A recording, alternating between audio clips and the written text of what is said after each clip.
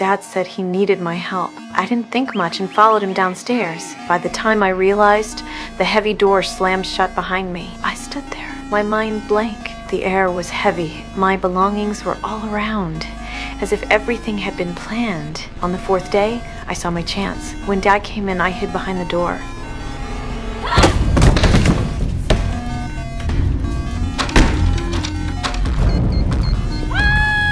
I shouted with all my strength, but every lock was soundproof. My voice vanished into nothing. He caught me with ease. I begged him to let me go.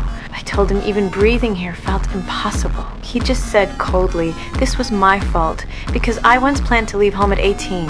A few days later, investigators came. I thought rescue had arrived, but Dad said I just wanted to run away, and they marked me as a missing person. My heart sank to the bottom. On the 21st day, he came in with a package, lit a candle, and said it was my birthday. I sat there with no joy in my heart. He told me to put on the so-called gift. Said if I wanted something, I had to fight for it. Then he pulled me onto his lap. In that moment, my world twisted. On the 38th day, I was eating cold, canned food as usual. I found the lid was sharp. Hope lit up in me like a spark. I put on a red dress, hiding it behind my back. But I was too weak to fight back. A year passed. My belly grew. One day, my water broke. I shook with panic.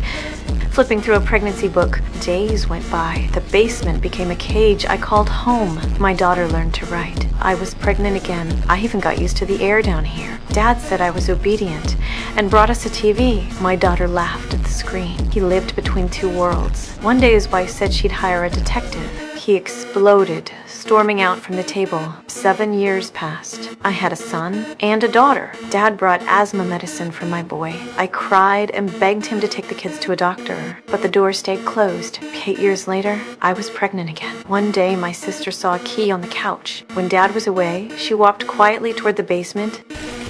Hey!